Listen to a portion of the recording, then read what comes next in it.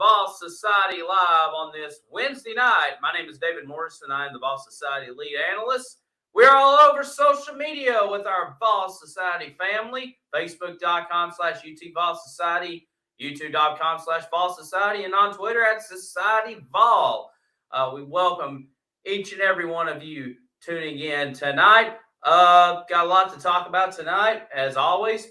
We're going to recap the documentary that was shown last week on the SEC network, Catch98, that talked about Tamika Catching's journey to the University of Tennessee and part of the 97-98 National Championship basketball team. So we'll talk about that. I'll give you my review on it. I'll say this, it was really, really good. We will also talk about Kennedy Chandler.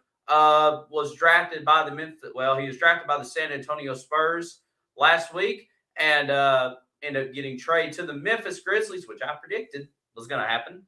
So we'll talk about Kennedy Chandler. We'll continue our Behind Enemy Line series with the Kentucky Wildcats. We'll talk about them tonight. And then we got a lot of recruiting news to talk about. And plus, the show is also yours. It's not just me rambling on, although I feel like I do that a lot.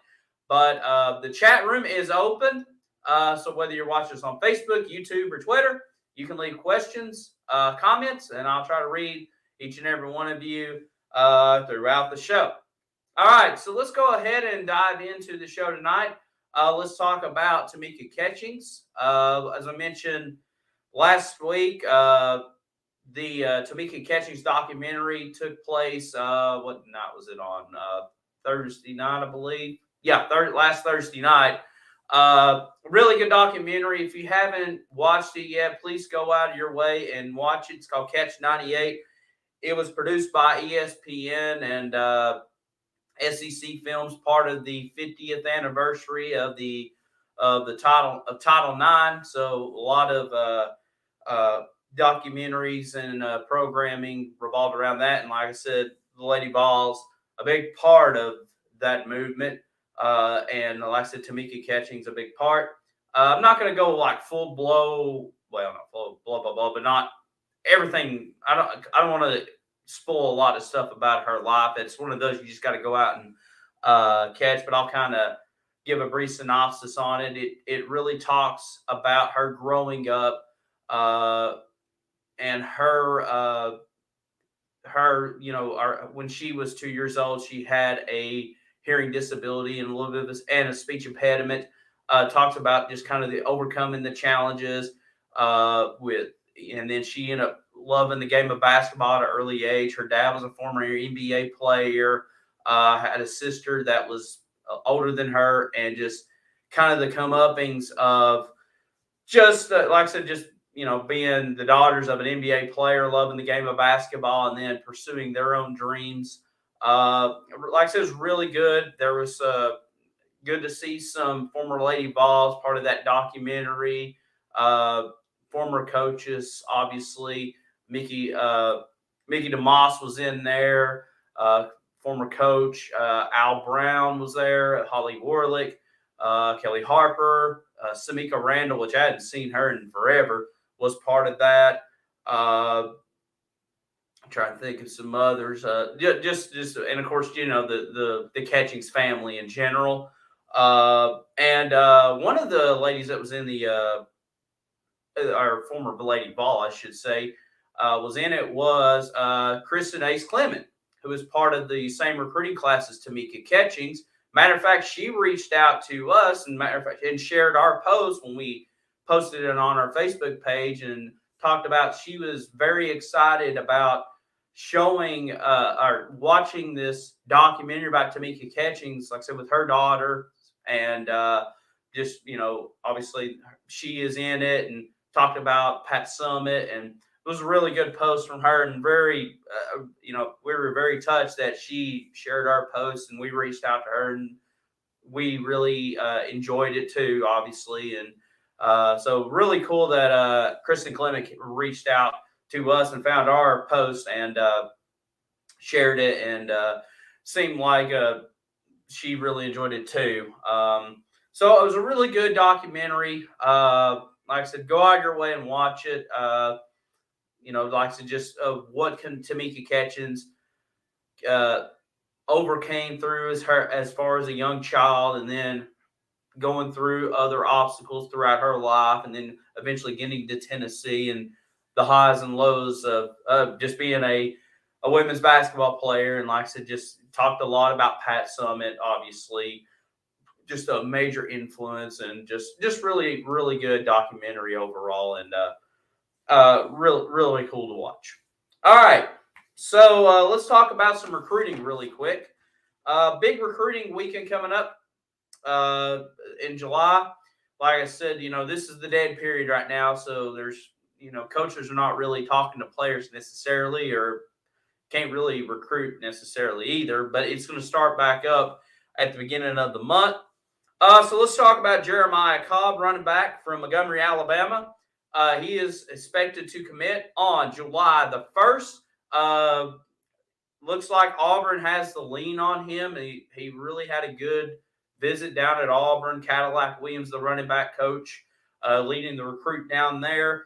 But it is down to Auburn and Tennessee. It wouldn't shock me if he announces he's going to Auburn, but it'd be nice to add him aboard. So Tennessee trying to make a late push for Jeremiah Cobb. Christian Conyer, expected to announce his commitment on July the 3rd. He just recently took a visit to Kentucky. Tennessee trying to get him back on campus to talk to him again. 3-star athlete, from Bowling Green, Kentucky. Seems like Tennessee's very interested in getting him, so we'll see where this goes down. Like I said, Kentucky's kind of leading that according to a lot of the predictions, but Tennessee can make up some ground and to get him aboard. I'm going to skip Francis for right now. Francis Maligo, I want to get back to him because I want to dive a little bit more.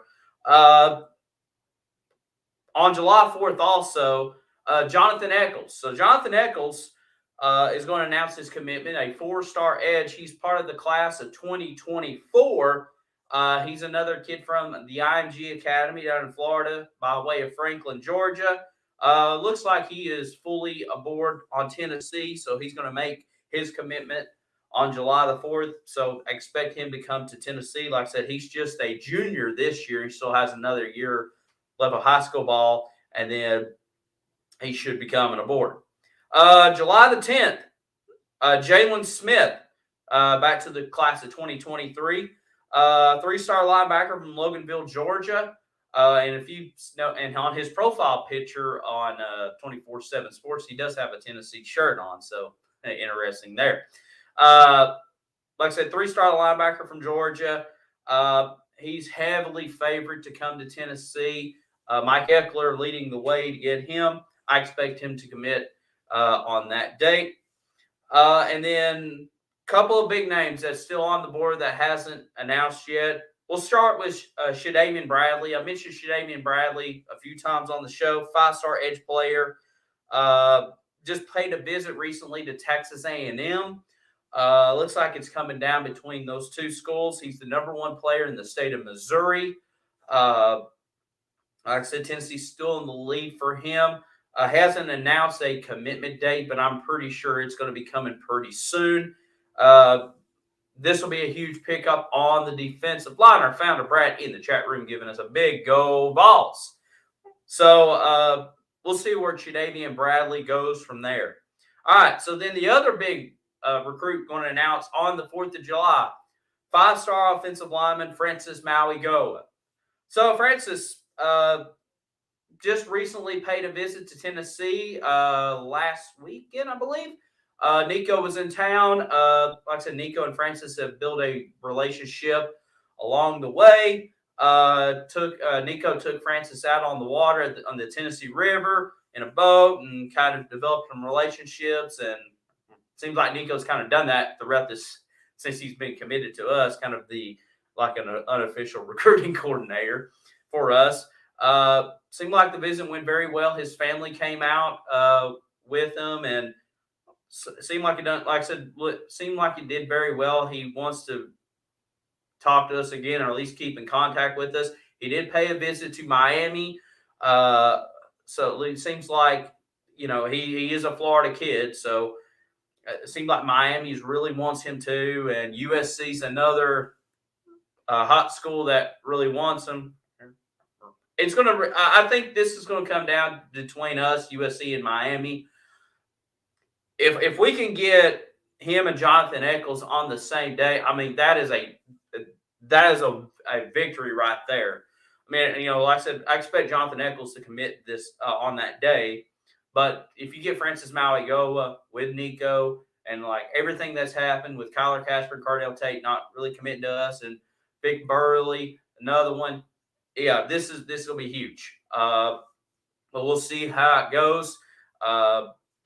Right now, Miami, I guess, has the slight lead. It depends on where you want to read it. It's really up in the air, to be honest.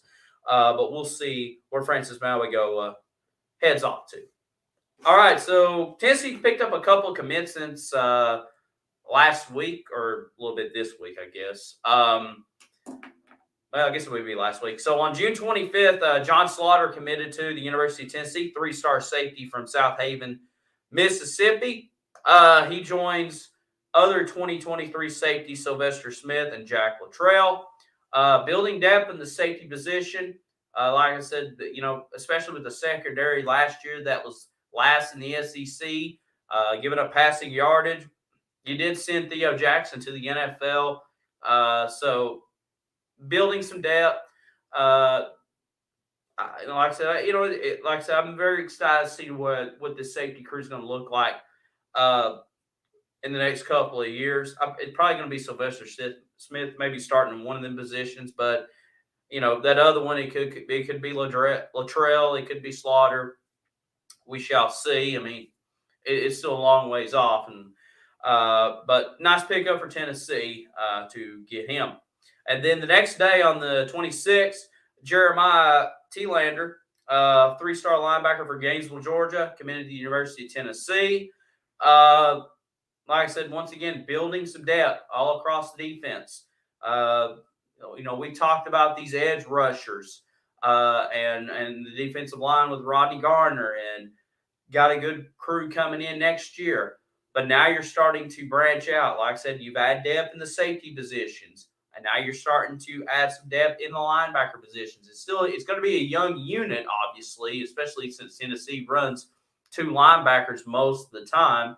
But like I said, that's been the weakness last year, was those linebackers and the secondary. So very excited to see the recruiting process take place with Josh Heupel, with Mike Eckler, Rodney Gardner, Kenzie Pope. I mean, just that entire coaching staff. They get Alex Golish, our offensive coordinator, Tim Banks, the defensive coordinator. Like I said, everybody's getting all in, trying to get these elite talent. Like I said, we're just going to have to reel some big time talent in eventually. Like I said, I know that a lot of people freak out with 3 stars and 4 stars and stuff, and I get it.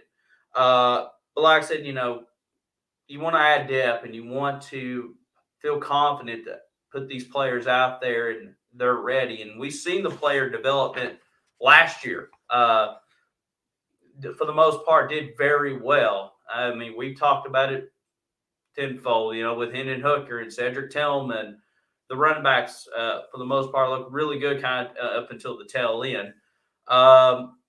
We saw Aaron Beasley kind of break out in the linebacker spot when Jawan Mitchell went out. And like I said, the player development and the relationships has just really changed a whole lot since Josh Heupel's been here at the University of Tennessee. And matter of fact, kind of semi-switching gears, but it all ties in.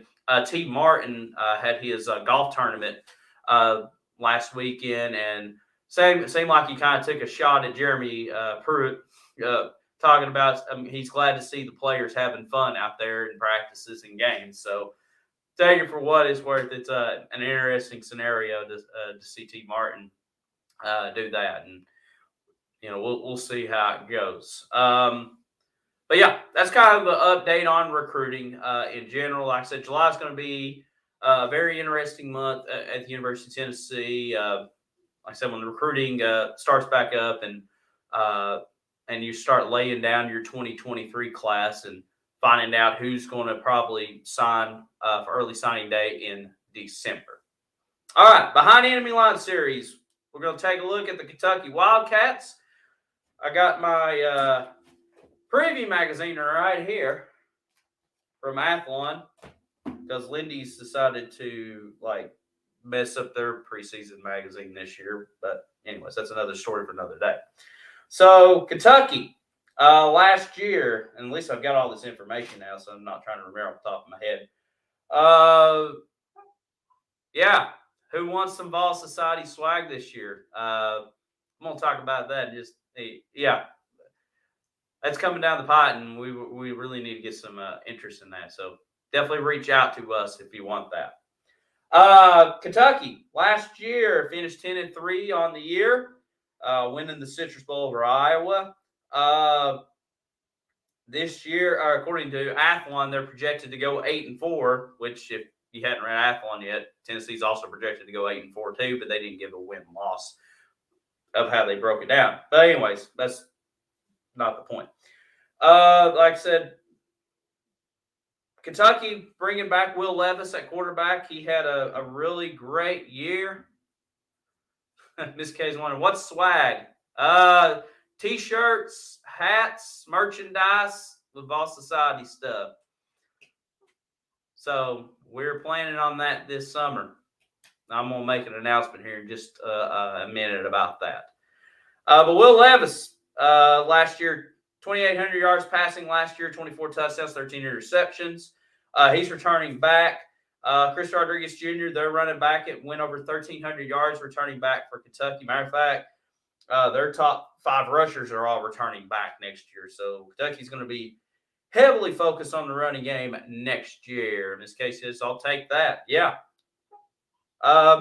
Receiving wise for Kentucky, they lose their top 3 receivers, but they end up picking up Tavian Robinson out of the transfer portal. He'll probably be their go-to guy for Will Levis. Defensively, the linebackers are all coming back. A brand new defensive line for Kentucky. Matter of fact, they are getting an new offensive line now. I'm looking at it.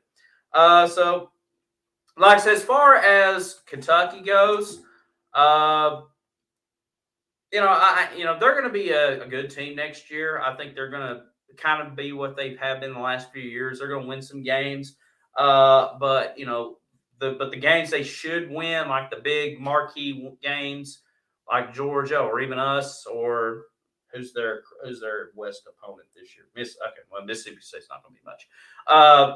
It seems like that's where they struggle at. So I think they're going to be a tough team. It's going to be a fun game.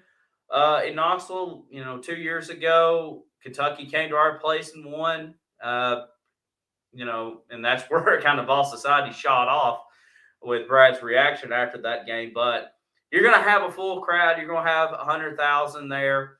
I expect Tennessee to win at home against Kentucky. Like I said, we'll learn about both of these teams by the time this game rolls around, and that game will be on October 29th. So 2 days for Halloween. So definitely looking forward to that. Kentucky isn't anything. You're probably right. And it's funny to think, I told everybody that, I expect the preseason magazines to really hype up South Carolina because of Spencer Rattler and what they did last year. It seems like they were actually hyping up Kentucky a lot more. Matter of fact, a whole lot more. Matter of fact, looking back here, they actually have South Carolina finishing 5th in the SEC East. So I was wrong on that. I'll admit that. I thought they would be the media darlings, but it seems like Kentucky is. Obviously, Texas A&M is one of them too. But yeah, I expect Tennessee to. If we stay healthy and if Kentucky kind of is Kentucky, I have no problems with that game. All right, so we kind of let the cat out of the bag. So I was probably going to make this announcement next week, but we'll go ahead and talk about it. So we got a few of y'all here. So coming this summer, Matter of fact, in at least a couple of weeks, we will have Vol Society t-shirts. So I made the design for the Vol Society shirt. It is going to be an orange shirt, kind of like what I'm wearing. It will say Vol Society on the front and kind of the college arch version. It'll say established 2020 in a white circle with the orange letters. And on the back, it will have a famous quote from Brad that he made on one of his reaction videos several years ago. It's not just a game. This is life, as Brad told his lovely wife, Megan, a few years ago. So that's on the back. It will have a couple of our social media pages on the back. That is coming in a couple of weeks whenever that order gets here. I was hoping that we would get it this week, but it's like, oh Lord, that's going to be on the shirt. I love that quote. Had a couple of our social media accounts on the back. I couldn't put the YouTube account on the back because Google put a stop to that, but it's all good.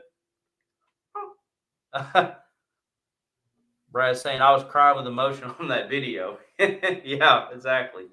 So didn't want to fight Google on the trying to get the YouTube page on there, but it's all good. We're gonna do that shirt coming this football season. We're gonna make a football Vol Society t-shirt coming down the pipe. I'm still gonna make the final design and send it out to our t-shirt people. But that is coming this summer. A couple of t-shirts that you will be able to wear this football season. Like I said, you'll have the Vol Society shirt, which you can wear it all year round. And then the football shirt will be coming this football season too. We also have the podcast coming this summer with Brad, myself, Mr. David Dees, and other guests talking Tennessee football. So big things happening on Vol Society. Very excited about that. Like I said, we'll get some more merchandise coming aboard as we're going to kind of just roll it out. I still going to look at this first t-shirt that's coming in. It is going to be it's actually a dry fit shirt. I was trying to do a regular t-shirt, but they didn't have a Miss K. Yes, you can be a guest on the Vol Society podcast. You are a big part of it. We may end up putting one of your quotes on the shirt one day. So it's a dry fit shirt. I was trying to get a regular shirt, but because of supply issues, I couldn't get like larges and extra larges. It was all either smalls or 4XLs, and chances are I probably don't have that a wide range of that. So I kind of went to one that I can test out. So like I said, I have right now a couple of mediums and a larges and extra large that will be coming in, but we will definitely order more. That's why we're reaching out to you if you are interested in getting a Vol Society shirt or a Vol Society football t-shirt.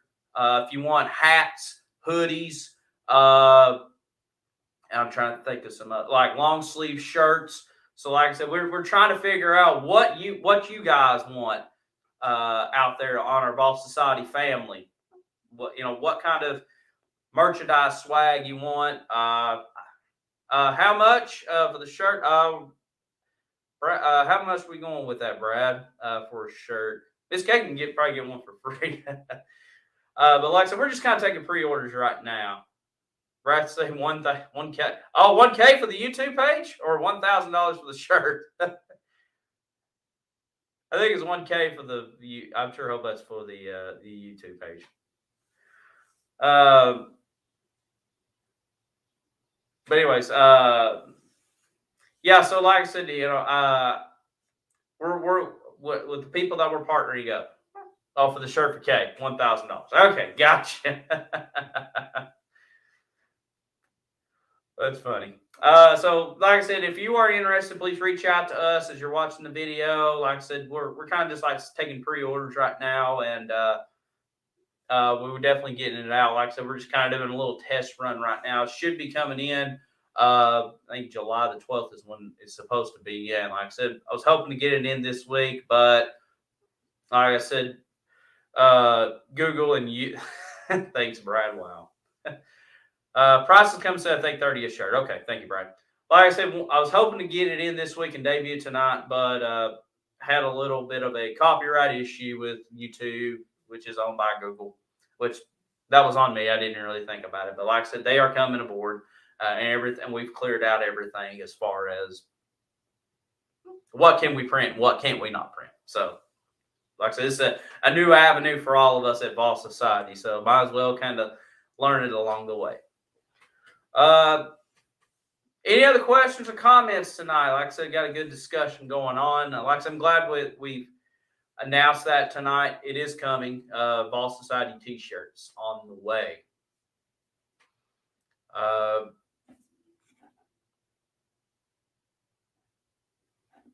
Very cool. Welcoming everybody. Thank you, Kevin and Pam, for the love post, and Kevin and the likes. Absolutely. Kevin says, "Awesome." Yeah, thank you. Yes, good stuff coming aboard. Like I said, we are now 64 days away until it's football time in Tennessee when we teed up at Ball State. Still doing the countdown to kickoff. Showing some VFL today. We had James. We showed James Stone, and I think Jack Reynolds was the other one we posted. Tomorrow will be 63. Like I said, Tennessee getting ready. Start fall camp here next month.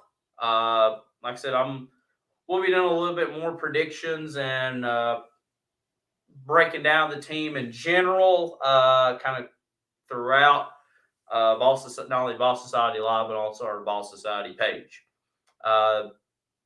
Good stuff coming aboard here. Brad says, Vol football, baby, who's ready? I am. I'm definitely ready.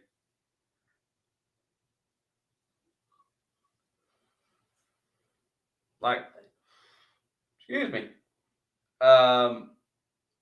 Like I said, obviously it's preseason magazine. I already showed you mine. Kev says, yes, sir. There's the cover of the Athlon preseason magazine with Hendon Hooker and available in our area. I'm sure Brad's area has probably got, I don't know, maybe Sam Hartman or from Wake Forest or North Carolina, one of them out there where he's at. Brad said they showed the Jumbotron today. Did you see it? No, I did not. I hadn't saw that yet. I know they approved the renovations through the university. Yeah, Brad knows Sam's dad well. I know this is not a Wake Forest podcast or anything, but Sam Hardwell, a quarterback at Wake Forest, one of the top quarterbacks in the ACC, his dad lives where Brad is at in the Charlotte vicinity area, and played golf. Like I think you didn't play golf with him. I think you saw him at the golf course or something. Like I said, a talented quarterback at Wake.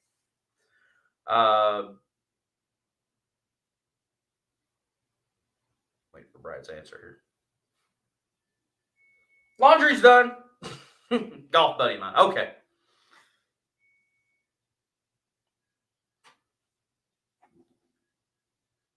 Anyways, any other questions or comments? Like I said, we got good stuff going on here.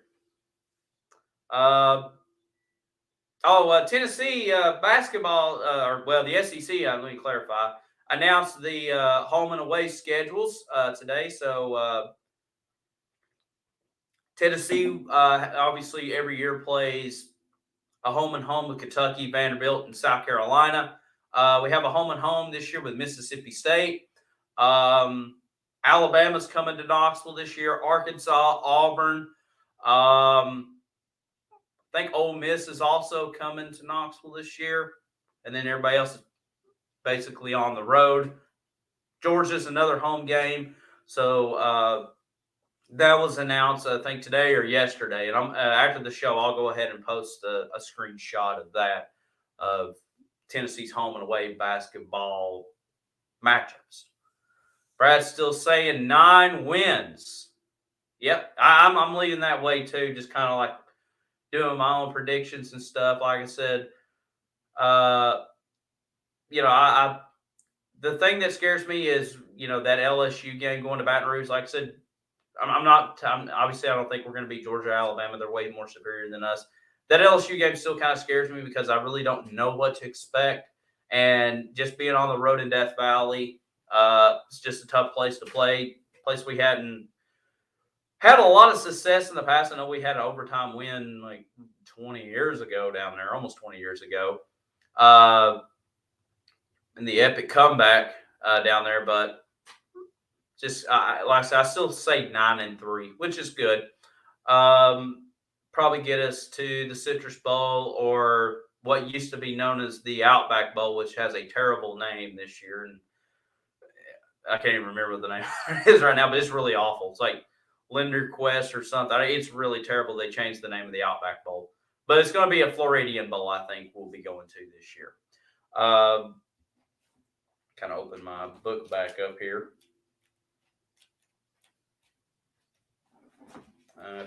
Just past 60. There we are. Yeah, just kind of looking at their schedule here. Like I said, the LSU game still scares me. Obviously, I think we can go to Pittsburgh and win on the road. They lost a lot of places. Who in the world would name a place Death Valley? There's two. Well, believe it or not, there's two college football stadiums that claim the name Death Valley: LSU and Clemson. Which LSU is a bigger stadium than Clemson's. But like I said, just kind of a weird thing. The world of college football we live in. Yeah, like I said, just kind of looking at the schedule. Like I said, I think all of our losses, like I said, 2 will be on the road, I think, with LSU and Georgia, and then Alabama coming there. I just don't see us beating them. I've heard, Kevin says, I've heard a lot about the quarterback comparisons for 2023. Oh, really? Yeah. So I guess that would be, next year you'll have Nico, you'll have Taven Jackson, because like I said, Hendon Hooker and Joe Milton will be gone next year. So,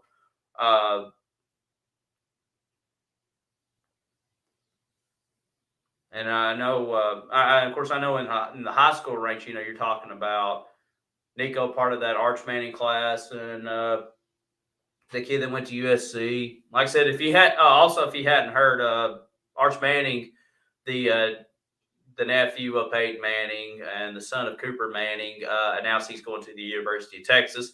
Really, we had no shot of getting Arch in the first place.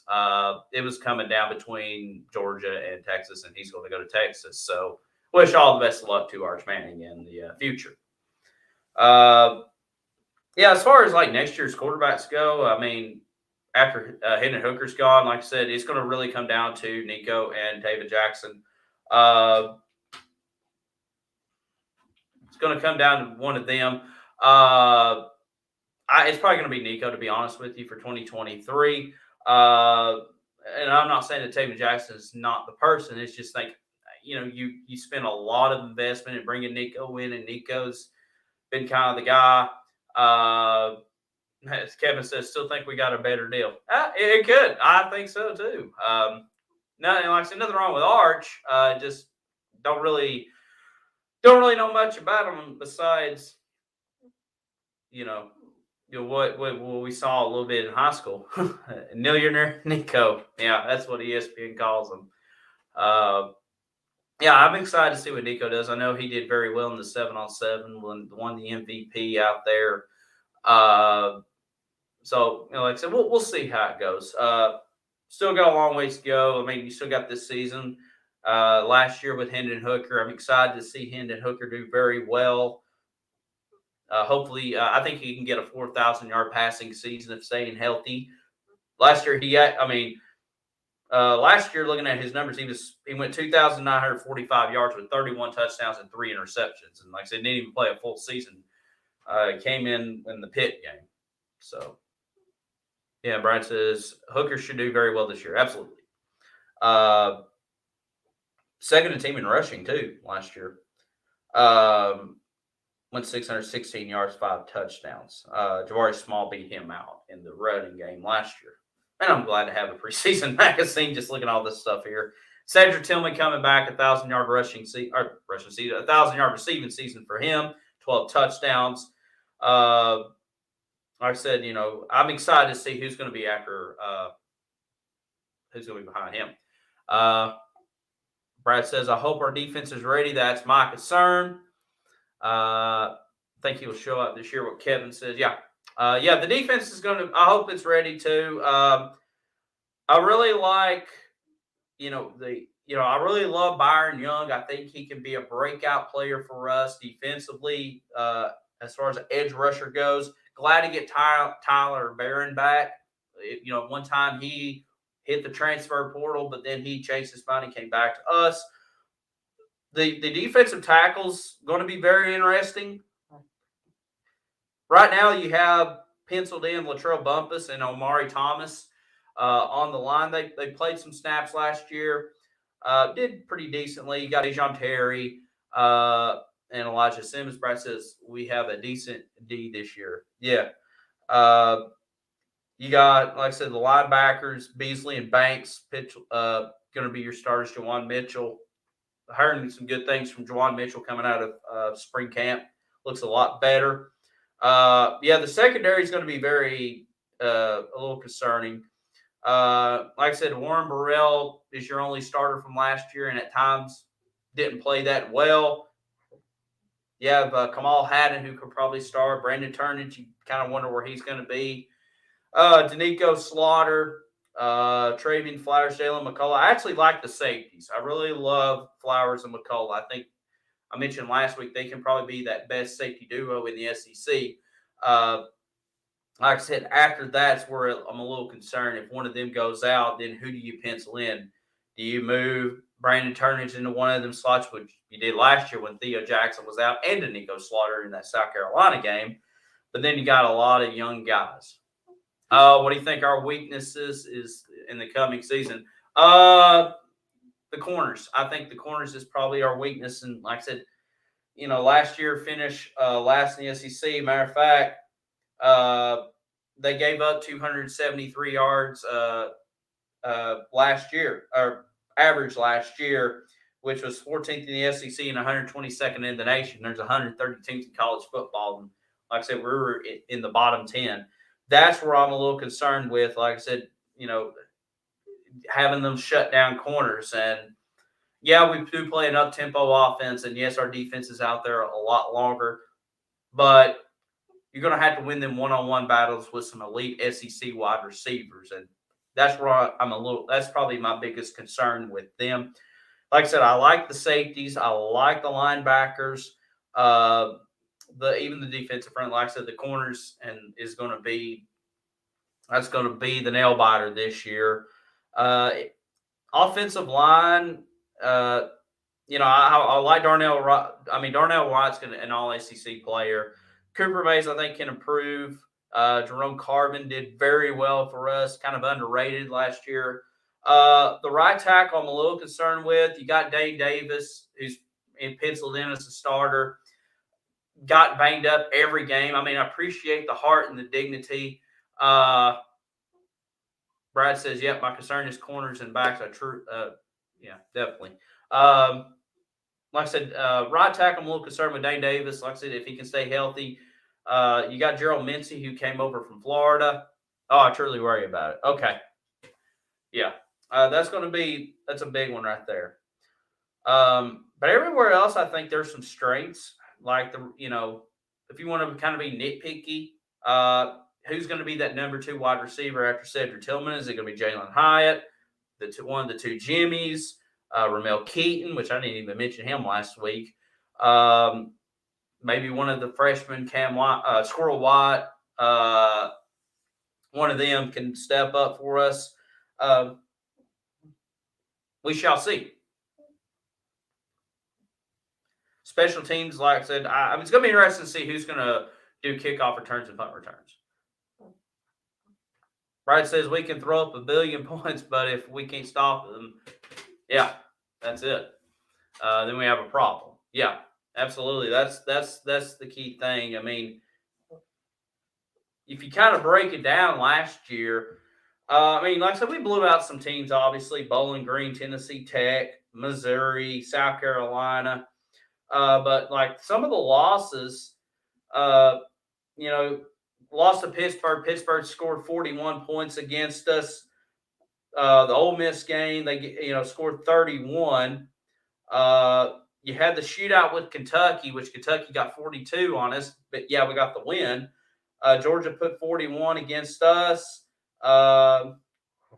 Purdue 48 in that Wild Music City Bowl game. So that, like I said, that's a big one right there. Brad says that's the stuff we got to stop. Absolutely. Like I said, like I said, just kind of looking at the schedule. I mean, I hadn't really looked at all the offenses. I know with Pittsburgh, like I said, they lose Kenny Pickett and Jordan Addison. Their offensive coordinator's gone, so you have a chance to improve definitely on that Pittsburgh game. Florida, you don't really know much about. They got a new staff. Last year, Florida scored 38 on us when they had Emory Jones at quarterback. Now you got Anthony Richardson. He's probably a better quarterback than Emory Jones. Like I said, but you get them at home. Alabama, they're going to be just gangbusters next year with Bryce Young coming back. And they got the transfer from Georgia Tech at running back. Matter of fact, I just turned right to their page. Jeremiah Burton at wide receiver for them. So that's a tough team. Georgia's going to be tough for us. But like South Carolina could be interesting to see how Spencer Rattler does at quarterback. Mark Andrews. Last year they scored. Where is it? They scored 20 points on us, but like I said, Tennessee jumped out to that big lead, and of course they didn't have Spencer Rattler last year at quarterback. I think they had Luke Doty maybe, and that offense was just looked very shaky last year for them. But I expect some, to put up a lot more numbers with better talent, and it seemed like Shane Beamer finally got a hold of that team late in the year. We just, like I said, caught him on an excellent day.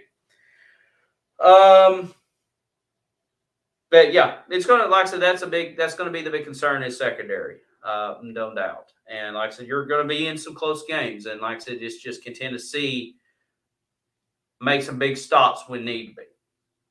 That's a good conversation. Good question. Any others?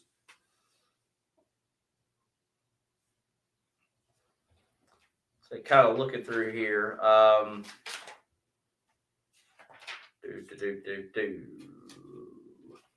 As far as kind of if you want to pick up the Athlon magazine, that's kind of what I like. As far as preseason magazine goes, as far as bowl projections, they have us going to the Citrus Bowl to take on Wisconsin. For those interested, defense shows up this year. We're winning 10. That's Brad's bowl predictions. 10-2 on the year. And that'd be great. I mean, obviously, yeah, I'll take it in a heartbeat. And like I said, there's a lot of offense thinking that too. Like I said, I'm still in the 9-3 camp. I still think that's a great season. Like I said, as far as predictions go, like a lot of people's picking 8-4 in this magazine, like every SEC team, almost every SEC team. It's so doable, I swear. Yeah. I mean, the schedule, in all reality, lines up very well for us. I mean, we mentioned this, I think, last week. We'll go back over to to Tennessee here. Like I said, the month of September, you have a shot going 4-0. Like I said, you go to Pitt. Like I said, we've already talked about Pitt just a couple minutes ago. And then you get Florida at home. And like I said, if and I mentioned this 100 times already, if you want to beat Florida, this is the year to beat them. No excuses. You get them at home, new coaching staff with Billy Napier. Seems like a lot of people's kind of comparing Billy Napier to Butch Jones out of the gate. Brad says game day in Knoxville is so. Possibility. Josh Pate, who does the late kick live, he's talking about if Tennessee goes 4-0, that he would love to come to the Tennessee-Florida game. So we'd love to have Josh back with us. But Yeah, maybe game day in Knoxville. I think if probably our best shot to get college game day if we run the table going into Alabama. So 5-0 Tennessee against 5-0 Alabama. I definitely think college game day will be there. That's on October the 15th. Like I said, I hadn't really looked at every schedule. I'm kind of looking at the big teams here. Yeah, let's see. Clemson. They ain't going to go to Clemson because they're playing Florida State. Yeah, Oklahoma's playing Kansas.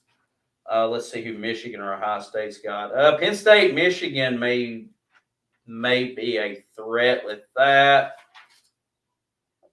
Ohio State's on a bye week. Pac-12, you got USC and Utah. That may be a factor, but the way the ESPN looks at the SEC very favorably for us. I mean, if you have two undefeated teams on the third Saturday of October, especially you have the juggernaut with Alabama against the upstart, the rebuild of Tennessee, and they're 5-0. I'm pretty sure they'll bring game day to Knoxville. Absolutely, for that Alabama game. Florida, may be a bit of a reach. It's possible. But like I said, it could be interesting. Anything else?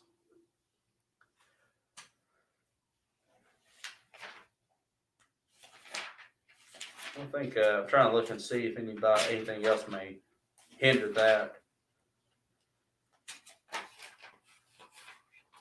Yeah, I don't see any other games that kind of challenge it. Probably maybe that USC Utah if they want to go to go to Pac-12 country, or Michigan Penn State. Well, that game's at the big house, and I know they like taking game day to Penn State when they have a whiteout. Plans for the 4th for me. I got some family coming up, so we're going to do a little cookout on Sunday and doing some swimming. Kind of enjoying the weekend. Then the 4th, probably just do something around here. Kevin's saying golfing. Yeah, that's good too. Yeah, hopefully everybody has a safe 4th of July weekend. Stay safe out there, especially if you're going to be outside, on the water. Miss K says, I don't like Florida, Georgia, and I hate Alabama. There you go. Yeah, if you're on the water this weekend, please stay safe. Watch for other boats and other people out there. Keep everyone safe. Drink responsibly if you do that. Keep, like I said, as far as fireworks go, make sure your pets are safe and secure, because I know noises plays havoc to pets. So a little PSA from here at Ball Society. Just like I said, just keep everyone safe. Enjoy the weekend. It's supposed to be very beautiful here to East Tennessee. I'm sure it's going to be hot and as usual, but usually what it is. Yeah, it should be fun. I'm sure it's going to be nice at Lake Norman where Brad's at for the 4th. Should be a lot of fun. I think that's all I've got. Like I said, we kind of covered everything. Definitely check out the Tamika Catching's documentary, Catch98. If I get any more times they're going to air it again, I'll try to put it on Vol Society Facebook page. God bless America from Miss K. Absolutely. And stay safe, folks. Absolutely. Wherever you're doing this weekend, please, everybody, stay safe. Be kind to each other also. I know a lot of divisiveness going on. I'm not going to go down that rabbit hole. But like I said, just be respectful to each other. Enjoy the weekend. Just stay safe, as we mentioned. Yeah. Like I said, I think it kind of wraps it up. Like I said, check out the Tamika Catching's documentary, Catch98, whenever it airs. Vol Society T-shirts coming in. Looking forward. Yeah, love is the key, Brad. Absolutely. Definitely. Like I said, everybody stay safe. Have a wonderful 4th of July. We'll be back here next Wednesday night. We'll find out where all these players are going, and then we'll talk about Georgia and Missouri next week. Miss K with a bunch of hearts for love, absolutely. Like I said, just everyone enjoy this 4th. Stay safe out there. Enjoy it. Be responsible. Be kind, respectful. Yeah, we'll talk to y'all next Wednesday night. We'll talk some Georgia and Missouri, kind of continuing our season preview and talk some more Tennessee football. And like I said, T-shirts are coming in. Get them all ordered. Like I said, if you want to order a T-shirt, please reach out to us on Boss Society. We'll probably post a link, like just an interest and stuff. Like I said, still working out all the stuff, and they should be, like I said, some of the first orders of T-shirts should be coming in on July the 12th and 13th, something like that. I have to look at the date again. But until then, yeah, Kevin says, and go Vols. Absolutely. It's a big one right there. All right, folks, that's going to wrap it up for Vol Society Live. Thank you for joining us. We'll talk to y'all next week. Have a great 4th of July. Good night, and go